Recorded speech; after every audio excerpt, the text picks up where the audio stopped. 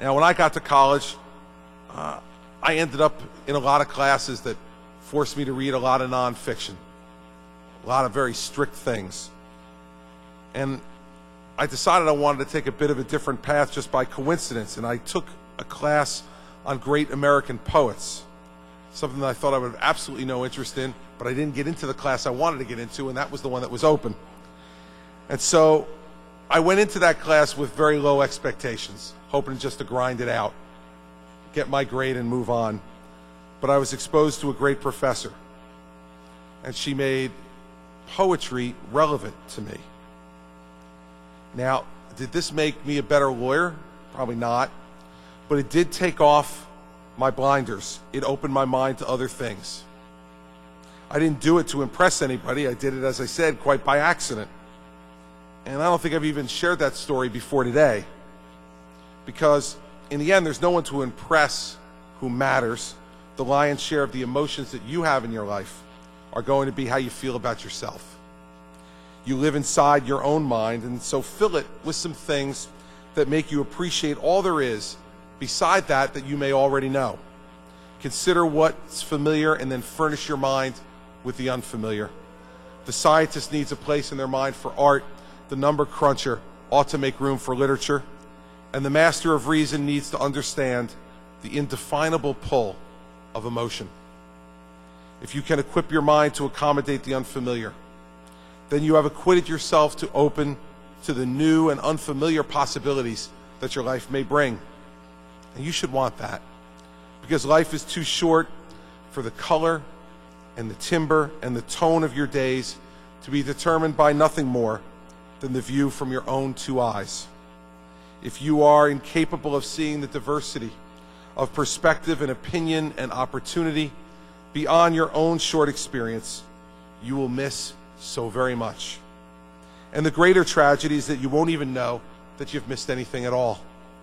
So for most of you now, the diploma they hand you today is going to open certain doors. And as you know, there are doors that would never open if you didn't get it.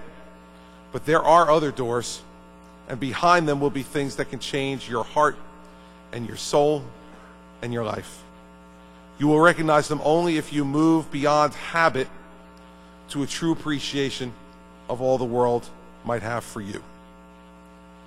One last thing. When the time comes, I wish for you the courage to walk through those doors, because it will take courage. No one's going to pull you along, not really, not in your adult life. When you make big changes, you're going to be the one who makes the call, just you. And when you've got a comfortable life and a routine, it's going to take a lot of courage to listen to your heart and decide to climb another hill.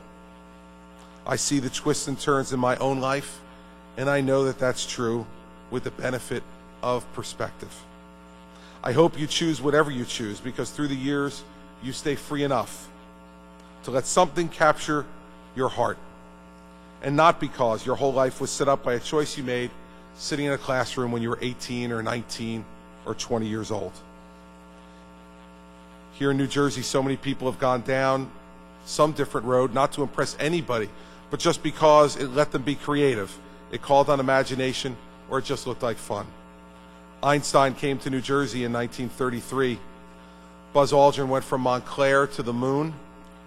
Frank Sinatra went from Hoboken to Hollywood.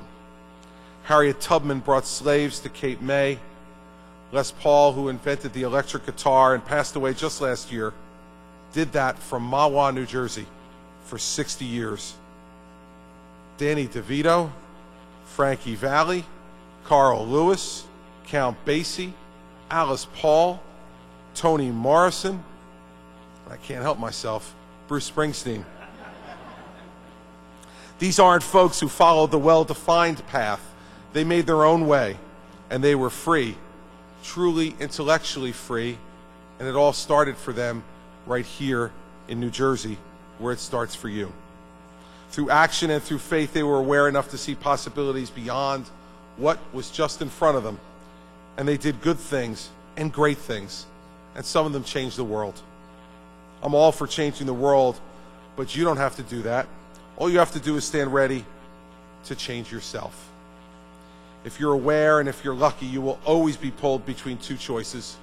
sticking to the road you're on, or being distracted by something that seems a little more interesting. I'm here to tell you that at 47 years old, some of those distractions have been very good to me. So listen to them. Always listen. Because a life well lived is a beautiful thing. There is beauty in order and achievement, and that's what brings you here today. But there's also beauty in disorder and uncertainty and ambiguity and faith and chance and wonder and opportunity and mystery.